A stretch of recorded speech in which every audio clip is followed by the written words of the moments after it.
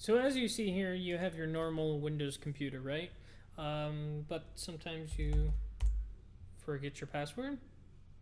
Huh, incorrect. Well, let's try it again. That's not it. Okay, well, there is a way around this, right? So insert your Windows disk in. And when I say that, I mean your USB. In my case, since we're doing it in a virtual environment, we're using an ISO image. So assume you popped it in now. We'll restart the machine. And as you see, it's restarting. And what we're going to do is basically bypass the security so we can get in and not really have to worry about a password, right? So we're starting up the Windows installation. Takes a moment.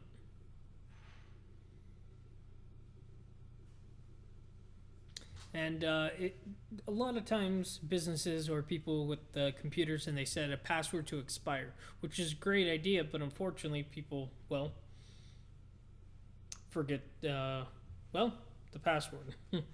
And a lot of times people will make humongous passwords, right? But they forget what they use. So now what we'll do is we'll go through the settings, and we want to repair our computer, which is technically true, right? We're going to go to the advanced options, command prompt, and what we're going to do is go and find the C drive. Nope.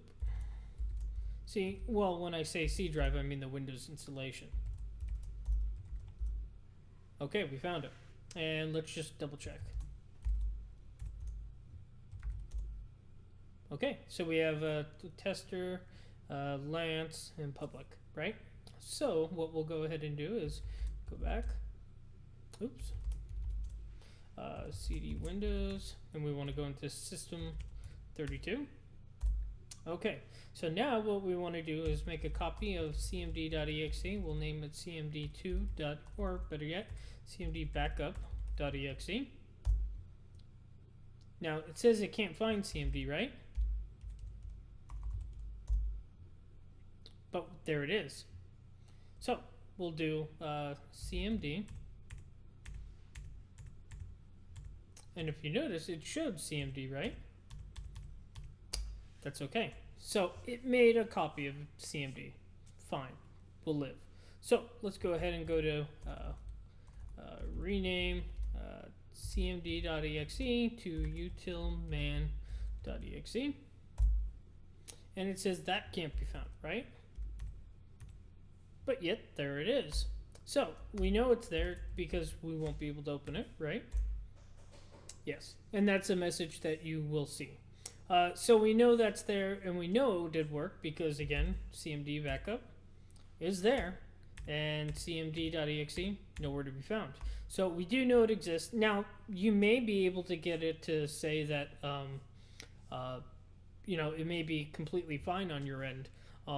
And maybe it says it was successful, maybe not. But in a lot of times, especially in Windows 8.1, I've noticed that it's a hit and miss. Sometimes it'll say it can't find the file, and sometimes it'll open cmd.exe. I can't explain it. So it's kind of a hit and miss whether it'll say successful or, well, not successful, but it won't show anything. Just like in Linux, if the command was successful, it just goes to the next line. So let's go ahead and get out of here. We know it's there. And again, we know it's there because utilman is there. Whether Windows says it is or isn't, well, that's another story. So we're going to go ahead and continue and exit to Windows 8. Remove your USB drive, or stick rather. So I'll go ahead and remove my virtual one. And now it'll load up Windows for us.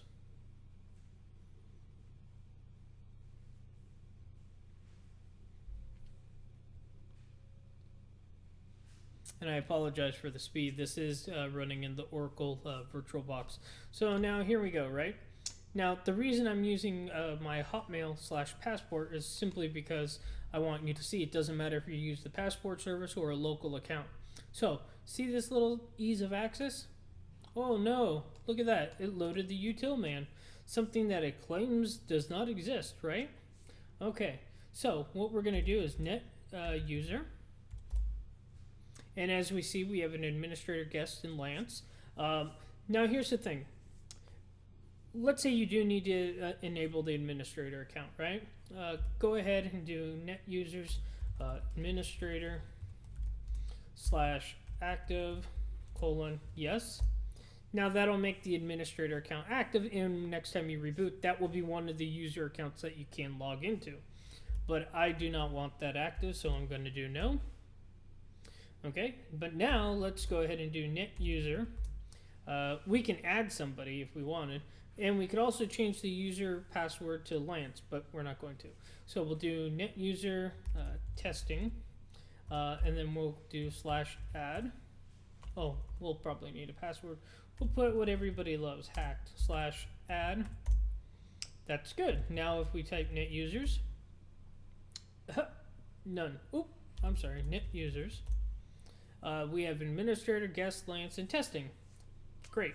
So we can always get rid of testing. Now, if you want that as a backup account, you could always do, instead of /add, we'll do /active, no.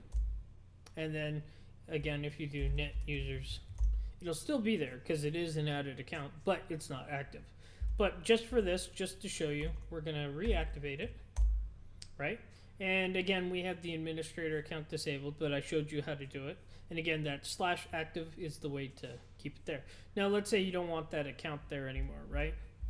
Well, we could just modify this. You would just do /delete. But just for testing, I want to show you. So we'll do exit. And as you see, it just doesn't show anything. We got to reboot again. So we'll restart.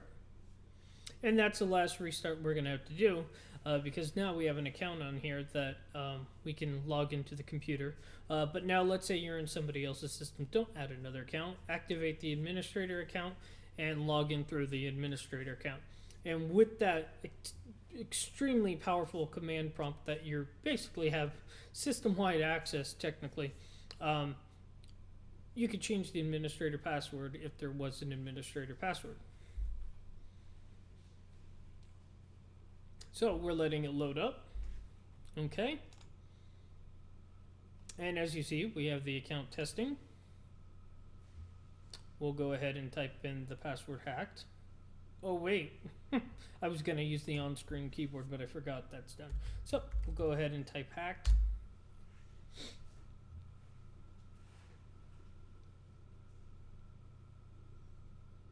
And instead of talking you through this, you know this is what you're forced to see on any new user account in Windows 8/8.1. Now, if you're on Windows 7 and doing this, you won't have to see this long, stupid message because that's obviously not for Windows 7. This is strictly a Windows 8 thing. So, but this will work in Windows 7, 8, and 8.1. Anyways, I'm Lance for the Tech News Show. Hope this was useful for you.